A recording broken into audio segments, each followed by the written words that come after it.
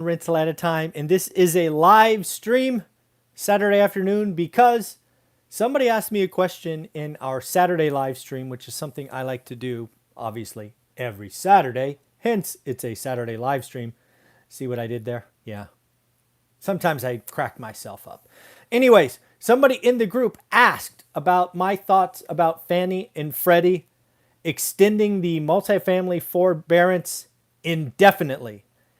And I had not heard of it, as I said in the comments or when I read the comment, and I almost chuckled at the word indefinitely. I was like, why the heck would Fannie and Freddie talk about extending forbearance indefinitely? So lo and behold, I've done some research, dug up some articles, and it is true. Every single word of that question this morning is accurate. I had simply missed it. It had not hit my radar yet. So once again, I want to thank the One Rental at a Time community for keeping us all informed. That was a wonderful question. So I've done some digging. Let me just give you the details and then I'll give you my thoughts. First and foremost, yes, indefinitely is the answer. Currently, likely there will be dates added later, but as it reads today, it is an indefinite extension of forbearance. For multifamily, think apartments. These are definitely commercial loans. These are not residential duplexes, tris, and quads. These are 5 units and above, and near as I can tell, these are the big boys. These are the $1 million, $10 million loans that Freddie and Fannie are doing. Couple of things. As an apartment owner, you cannot evict for non-payment. You must not use that as a reason. You must suspend all evictions. You must allow tenants to pay back over time. You must not charge late fees. And if you were going to give somebody a notice to vacate, you must give them 30 days. So I've been thinking about this for a while. And again, I want to shout out the follower that asked the question this morning because sometimes you see things in today's world and you're like, that's fake news. I kind of felt that way this morning. I mean, who's going to extend something indefinitely? Boy, I'm an idiot. Got that one wrong. But as an apartment owner, here are my thoughts. Again, you got to remember these are big players. Millions of dollars in loans, which mean the buildings are probably, I don't know, 100 units minimum, maybe 80 units minimum if you're on the coast, but several hundred units if you're in the Midwest. Here are my thoughts.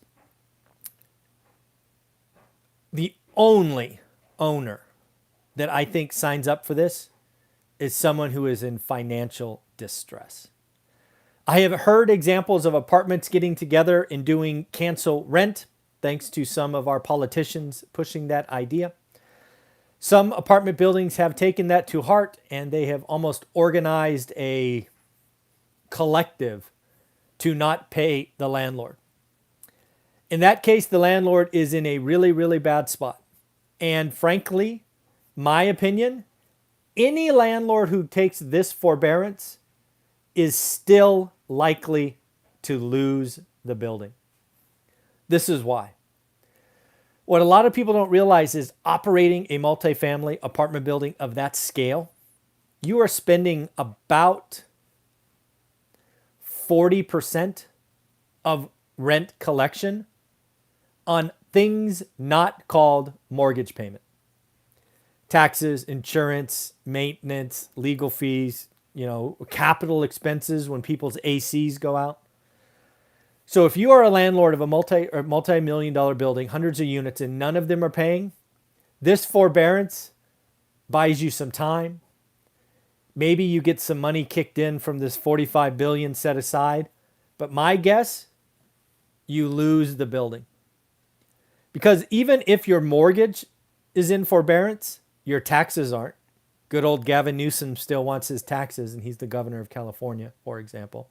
Your insurance company still wants you to be insured. That's not getting cheaper. Stuff still breaks. You still got to employ employees. You still have maintenance. And if you are not collecting rent, you have to dip into your pocket maybe get a second lien, something. So really when I see this program, I am shocked it actually says indefinitely. Given all the rules and conditions about what a landlord cannot do, I think the only landlords that take this up and do it the right way are the ones that are months or weeks away from losing the building. I mean, that's the only reason you would do it. If you go into forbearance, you save about 40%. I'm just roughly guessing your mortgage payment, but you still have the other 40%. Maintenance and repairs aren't in forbearance. Your tenants will probably break more stuff. Capital expenses for ACs and heatings probably break more often when more people are home. Taxes and insurance, still got to pay those. So in the end, I am shocked at a forbearance being indefinite. And again, I think the only landlord that signs up is one who is desperate. If I really had my druthers, I would try to figure out what apartment buildings are in forbearance indefinitely, and I would try to market to those sellers and see what's what. But man, who wants to take over a multifamily building where no tenants are paying and they've been trained to live for free? This is not good. Not good. So in the end, I wanted to get this question out there. It came up this morning, our 8 a.m. live stream, and I had not heard about it. So there are my thoughts. Thank you for participating in these live streams. Thank you for asking questions. Thank you for sharing articles. You all are wonderful. Have a great day. Do the work. Focus. Bye.